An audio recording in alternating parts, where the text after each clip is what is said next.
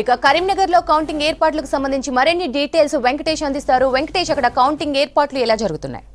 Nagar Lok Sabha counting కేంద్రం వద్ద హడావిడి కూడా చూడవచ్చు. మనకు ఉదయం 5 గంటల నుంచే కూడా సిబ్బంది కావచ్చు, తర్వాత కౌంటింగ్ ఏజెంట్లు కావచ్చు లోపలికి అనుమతిస్తున్నారు. కరీంనగర్ ఎస్ఆర్ఆర్ కాలేజీ గ్రౌండ్ దగ్గర ఉన్న విజువల్స్ కూడా చూడవచ్చు. భారీ పోలీస్ బందోబస్తు మధ్య ఈ రహదారి మొత్తాన్ని కూడా పోలీసుల ఆధీనంలోకి తీసుకున్నారు. కేవలం ఎవరైతే ఏజెంట్ పాసులు కావచ్చు, మీడియా పాసులు కావచ్చు, లేకుంటే సిబ్బంది పాసులు కావచ్చు, ఈ 3 వర్గాలను మాత్రమే లోపలికి అనుమతిస్తూ ఉన్నారు. కరీంనగర్ నుంచి జగిత్యాల మార్గం మొత్తం కూడా వాహనాలు దారి మళ్లించారు. ఇప్పటికే అటు జగిత్యాల నిజామాబాద్ వైపు వెళ్లే వెహికల్స్ అన్ని కూడా కరీంనగర్ తెలంగాణ చౌక్ నుంచి వేములవాడ మార్గంలో చింతకుంట మీదుగా మళ్లిస్తున్నారు. అదేవిధంగా అటు నుంచి వచ్చే వాహనాలను కూడా కొత్తపల్లి దగ్గర వెలిచాల క్రాస్ రోడ్ నుంచి తీసుకొని కరీంనగర్కి వచ్చేలాగా ఏర్పాటు చేశారు. ఇక్కడ పెద్ద ఎత్తున భారీ బందోబస్తు మధ్య అడుగడుగున తనిఖీలు చేసిన తర్వాతనే లోపలికి పంపిస్తూ ఉన్నారు. 7 అసెంబ్లీ సెగ్మెంట్ల పరిధిలో 7 హాల్స్ కోసం ప్రతి టేబుల్ దగ్గర కూడా అభ్యర్థులు ఏజెంట్లను నియమించుకునే అవకాశం ఉంది. మొత్తం 28 మంది అభ్యర్థులు ఉన్నారు. 28 మందికి 28 మంది ఏజెంట్లను అక్కడ పెట్టుకునే అవకాశం ఉంది. ఇండిపెండెంట్లు కొంతమంది పెట్టుకోవచ్చు, పెట్టుకోకపోవచ్చు, కానీ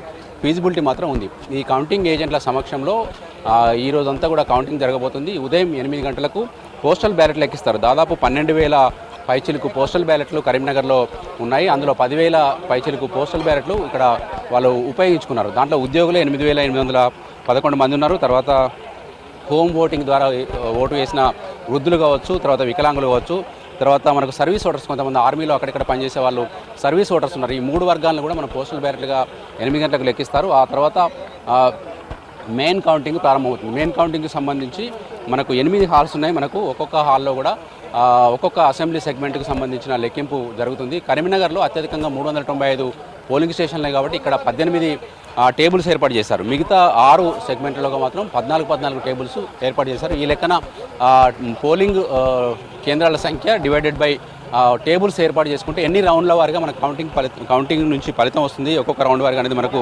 తెలుస్తుంది.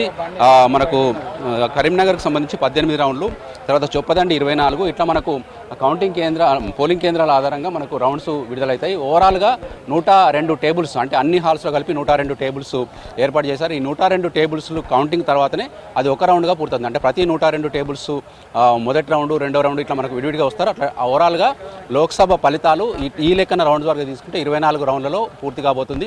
దీని ట్రెండ్స్ కానీ తర్వాత మిగతా అన్ని కూడా తెలవాలంటే కనీసం ఒక 3-4 రౌండ్ల ఫలితాలు వచ్చేదాకా కూడా మాత్రం తెలియదు. ఒక్కొక్క అసెంబ్లీ సెగ్మెంట్ వారిగా మనకు బయటికి ఫలితం ఎట్లా ఉంటుందని లీక్ అయినప్పటికీ కూడా సెగ్మెంట్ వారిగా మనం ఫలితాన్ని అంచనా వేయలేము. ఇక్కడ హోరాహోరీ ప్రచారాల మధ్య ప్రధాన పార్టీల అభ్యర్థులు బండి సంజయ్ కావచ్చు, వెలిచాల రాజేందర్ కావచ్చు, తర్వాత బోయినపల్లి వినోద్ కుమార్, ఈ 3 పార్టీల మధ్య కూడా హోరాహోరీ పోటీ నడిచింది. ఫలితాలు ఎట్లా ఉంటాయనేది కూడా చాలా ఆసక్తి నెలకొంది. మనకు ఎగ్జిట్ పోల్ రిజల్ట్స్ ప్రకారం ఎట్లా ఉంటుందా లేకుంటే వేరే వస్తుందని చూడవచ్చు. మనకి ఇటువైపు పోలీసులు కావచ్చు, తర్వాత వేరువేరుగా మనకు ఇక్కడ గేట్లు ఏర్పాటు చేశారు. కౌంటింగ్ ఏజెంట్ లోపలికి వెళ్ళడానికి ఒక గేటు, తర్వాత అధికారులు కౌంటింగ్ సిబ్బంది వెళ్లేందుకు మరొక గేటు ఏర్పాటు చేశారు. ఎందుకంటే ఒకే గేటు ద్వారా వెళ్తే కనుక ఒకలేమో జాలీ లోపలికి వెళ్తారు. జాలీ లోపలికి వెళ్ళే వాళ్ళు కౌంటింగ్ సిబ్బంది, జాలీ బయట ఉండేవాళ్ళు కౌంటింగ్ ఏజెంట్ కాబట్టి ఎవరికి వారు వెళ్లే విధంగా ఇక్కడే ఏర్పాటు చేశారు. ఇక్కడ తనిఖీల మధ్య ఏజెంట్లను లోపలికి పంపిస్తున్న విజువల్స్ కూడా చూడవచ్చు. మనకు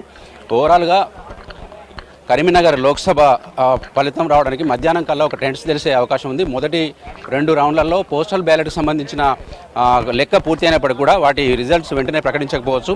అదేవిధంగా మనకి ఈసారి కొత్తగా ప్రతి అసెంబ్లీ సెగ్మెంట్ నుంచి 5 వీవీప్యాట్ల ర్యాండమైజేషన్ ద్వారా 5 వీవీప్యాట్ల పోల్ స్లిప్లు కూడా లెక్కించనున్నారు.